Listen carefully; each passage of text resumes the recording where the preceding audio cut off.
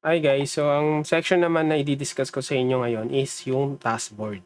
So similar sa task section kanina, we can also add tasks dito using the taskboard. Ang mas maganda lang dito guys, visual siya and then you can add or arrange your tasks to be under specific columns.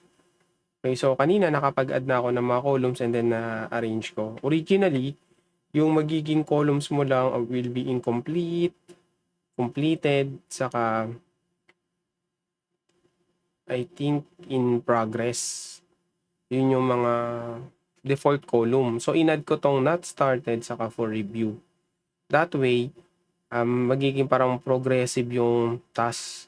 Pwede siyang magsimula as not started, in progress, hanggang maging for review na siya, completed or incomplete. So, pakita ko sa inyo kung paano yon. So, to add a new column, meron ditong add column sa upper right natin. Ayan, kiklik nyo lang yan. Pwede kayong mag-add ng column dyan. Okay, for example, um, for release. Okay, example, okay na siya, completed na, and then i-release nyo na sa market yung product nyo or yung service nyo, di ba? So, bigyan natin siya ng color. So, ito na lang.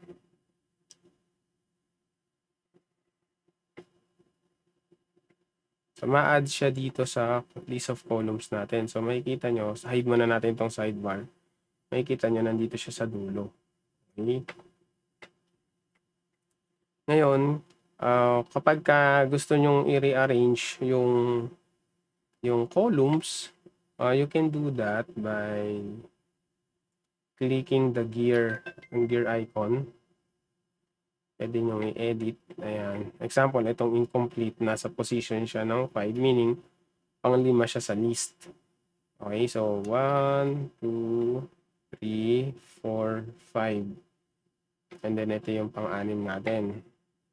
Okay, so ganun siya nag-work. Sige. Yan, ito yung gear. Yan, nag-zoom out ako para makita natin yung gear sa for release. So, siya pang nasa last or 6th position na siya ngayon. Now, sumulit ako ng konti. Para mag-add ka ng task dito sa taskboard, ang gagawin mo lang, add ka ng task by using the add task button. So, select ka ng project. So, in this case, yung sales video animation. And then, yung title, say, example, create video animation na lang. Create video animation. Ayan. Yan yung title natin. Use the storyboard.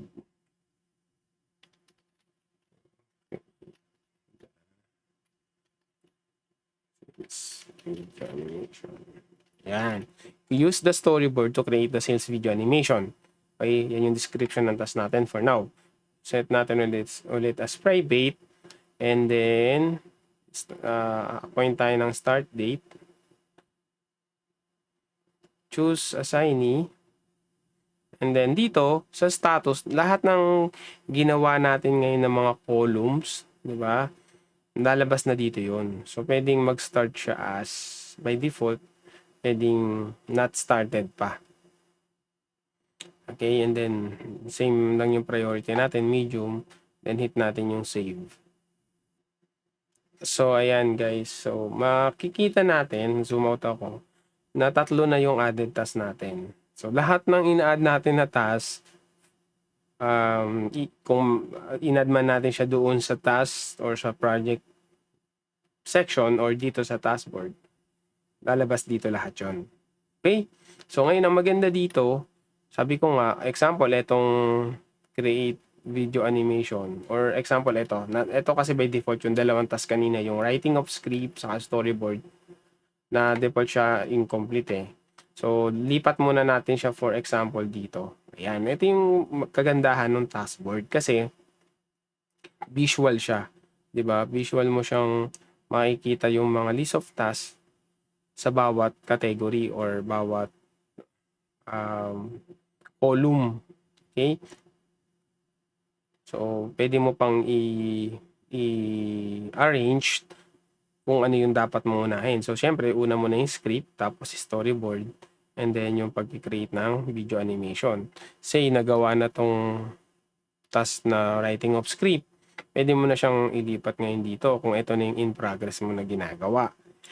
Okay, pagka na-complete na siya, pwedeng i-review na ng project lead, ililipat mo naman siya sa for review. Kasi itong storyboard in progress na. Tapos kapag okay na to, yan. So, pwede kang mag-move ngayon ng mga task. Then, pag kinlik mo yung specific task dito, example ito, mag-slide yung yung details, yung information. So, ayan yung information niya, di ba? So, pwede ka rin gumawa ng subtask. So, mamaya i-show ko sa inyo yan. Mayroon tayong dedicated video for that kung paano mag-create ng subtask. And then, ang maganda pa dito, may mga tools din, no? May mga tabs like yung files. Pwede ka mag-upload ng file about this task. Time logs. Pwede makita mo dito yung mga nalag na time. Comments. Yung mga comments between team members. Pwedeng ilagay dito or from the client. Pwedeng magsulat ng comment dito si client. Notes.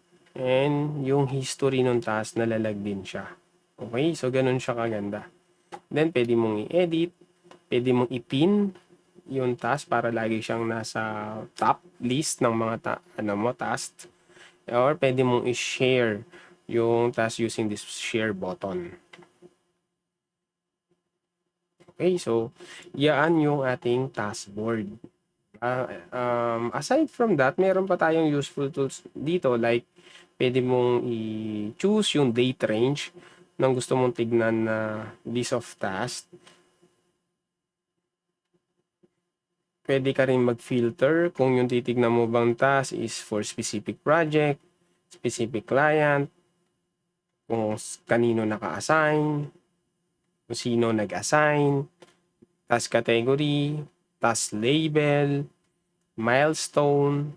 Yan. So, may mga ganun pa tayong mga filters. Okay? So, that's the overview of the task board. So, gamitin nyo to guys kasi makakatulong talaga to on managing your task between your team. Thank you.